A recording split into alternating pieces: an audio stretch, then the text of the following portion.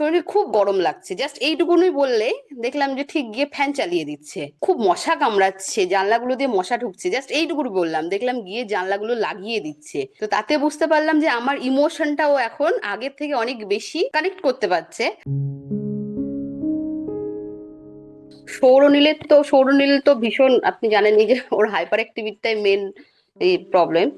এবার যেটা করা হচ্ছে, মানে এখন যেটা কি ওকে বুঝতে পারছি বলে হয়তো, মানে ওর হাইপার অ্যাক্টিভিটিটা কখন কি কারণে হাইপার অ্যাক্টিভ হচ্ছে সেই জায়গাটা বুঝতে পারছি। মানে কালকেই যেটা হয়েছে, বিকেল বেলা হঠাৎ করে এমনি খেলছে, খেলতে খেলতে হঠাৎ করে ভীষণ হাসছে, মানে প্রচন্ড হাসছে।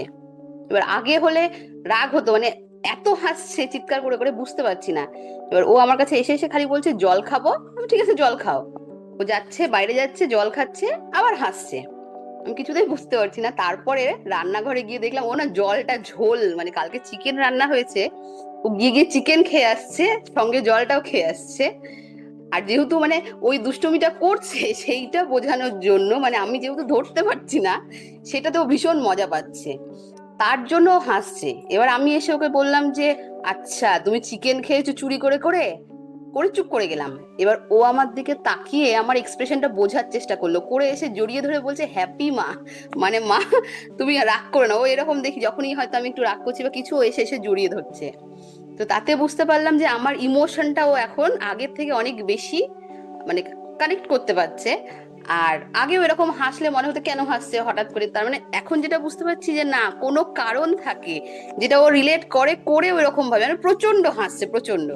তাতে বুঝতে পারলাম, তারপরে আর নেই, যথারীতি ঠিকঠাক হয়ে গেল। তো এই জায়গাটা স্যার দেখেছি। আর এটা হয়তো ক্ল্যারিটি সেশনে যেগুলো মানে ওকে আমরা ডাইরেক্ট হয়তো বলছি না যে শরীরে খুব গরম লাগছে, জাস্ট এইটুকুনই বললেই দেখলাম যে ঠিক গিয়ে ফ্যান চালিয়ে দিচ্ছে।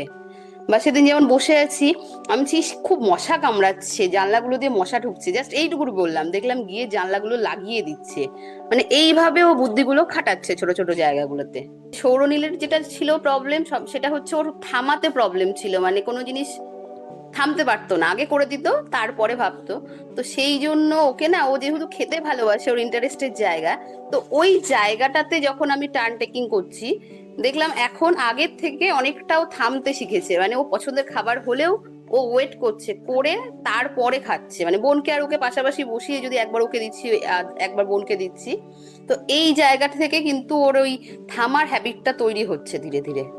থ্যাঙ্কস শেয়ার করার জন্য। এবং আপনি দেখতে পাচ্ছেন যে অ্যাডাপটিভ স্কিল বিল্ডিং, যখন আমরা বলেছি অ্যাডাপটিভ স্কিল কোনটা, আমরা বলে দিচ্ছি না কিন্তু বাচ্চা করছে। এবং এই যে ডেভেলপমেন্টটা, এটাই তো আমাদের চাই, তাই না? কি বুঝলেন? তাহলে আশা আছে, এটুকু বুঝতে পারছেন? এবং আপনার বাচ্চার কোথায় সে দাঁড়িয়ে আছে যদি আপনি বুঝতে পারেন, না যে কোনো অ্যাসেসমেন্টের কথা বলছি না, ওকে সলিউশন দিতে গেলে যা যা বুঝতে হবে সেটার সাপেক্ষে বলছি। যদি সেটা বোঝা যায়, সেখানে কিন্তু সলিউশন দেওয়া যাবে। সুতরাং আপনারা যদি একটা ফ্রি ডেভেলপমেন্টাল অডিট চান, আমাদের নাম্বার দেওয়া রইল, হোয়াটসঅ্যাপে যোগাযোগ করুন, জানান যে আপনি একটা ফ্রি ডেভেলপমেন্টাল অডিট চাইছেন, আমরা অবশ্যই আপনাকে সাহায্য করব।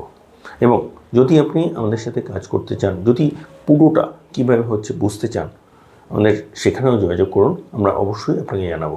নিচে ডেসক্রিপশনে ডিটেলস দেওয়া রইল, আমাদের স্ক্রিনেও ডিটেলস দেখতে পাচ্ছেন। আমরা আছি আপনার সাথে। নমস্কার।